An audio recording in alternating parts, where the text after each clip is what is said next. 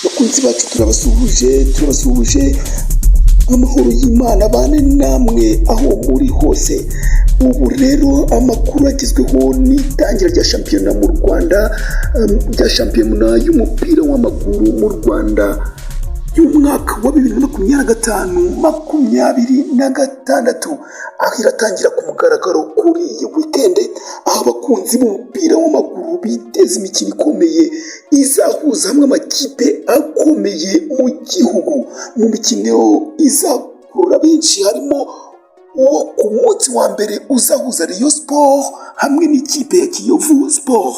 Amakipe yombi asanzwe afite amateka n'ubucuti yewe no guhiganwa cyane mu kibuga, kandi iyo ahuye kenshi habamo ishyaka ryinshi. Ikipe ya Rayon Sport ya Murera hamwe n'ikipe ya Kiyovu Sport. Rayon Sport rero ikomeje kugenda yerekana urwego ruyihesha icyizere cy'abakunzi bayo. Ikipe yambara ubururu n'umweru kandi ikaba ari ikipe y'abafana mu gihugu, ikipe imwe rukumbi y'abafana. Imaze imikino 3 yikurikiranya itsinda, ibintu byongeye gutuma abafana bayo bumva ko uyu mwaka ushobora kuba uw'intsinzi kuri ikipe ya Murera, ikipe y'abafana, ikipe ya Gikundiro. Uretse ibyo, mu mikino 5 iheruka guhuza Rayon Sport na Kiyovu Sport muri shampiyona, Rayon Sport ntiyigeze itsindwa na Kiyovu Sport.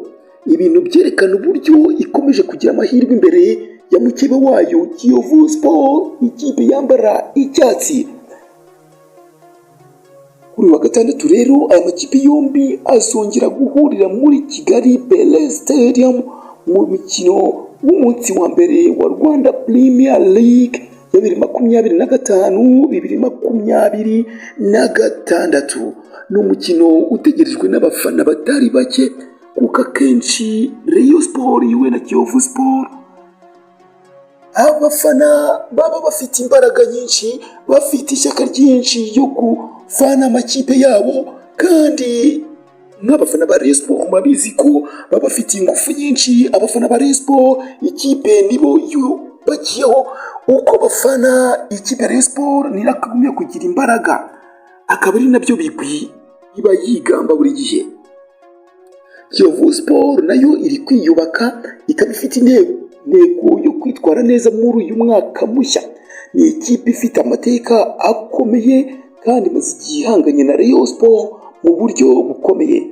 Nubwo mu mateka ibipimo by'imikino iheruka bigaragaza ko Rayon Sport ariyo iri imbere, Kiyovu Sport ntikwiye gusuzugurwa na gato, kuko si ifu y'imvugwa rimwe, kuko nayo ishobora gutungura Rayon Sport ku uyu munsi wa mbere w'imikino. Rero mu bavuga henshi amakuru mu gucicikana avuga ko umupira w'amaguru haba mu mahirwe, hari amahirwe ku ikipe ya Rayon Sport, barimo kwiha amahirwe bitewe n'uko iheruka kwitwara neza.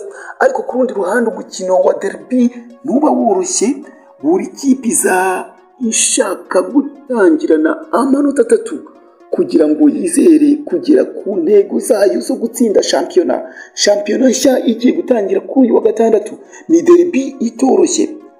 Reka tutega amaso iyi mikino. Ese Rayon Sport izongera kwereka abafana bayo ko ari yiteye imbere, ari iri imbere, ari ikipe y'abafana koko, cyangwa Kiyovu Sport niyo izayereka igihandure ikaba yayitsinda ku mukino wa mbere ikayitwara amanota 3, cyangwa se Kiyovu Sport izerekana ko nayo ishoboye guca agahigo no gutangira neza shampiyona. Reka abakunzi bacu turaguma gutega amatwi, turaguma guhanga amaso iyi shampiyona, turebe uko umukino uzagenda. Ibitekerezo byanyu comment, tugume dusangira ibitekerezo, tuvuga kuri aya makipe, kuva kuri iyi shampiyona uko igiye kumera, uko igiye gutangira, aho izatangira ejo. Ese Kiyovu Sport iregukana amanota 3 cyangwa ni ikipe y'abafana hano mu gihugu, ikipe y'abafana Rayon Sport Murera? Bakunzi bacu tugume kubashimira inkuru zacu ndabizi ko muzikunda, ntugende udakanzeho subscribe cyangwa inkuru nayo ukande like maze unakande na notification kugira ngo uzajye uhora umenya amakuru akazogera kakubwira ngo inkuru nshyashya yaje kandi inkuru wari ukeneye wari utegereje. Mugire ibihe byiza bakunzi bacu.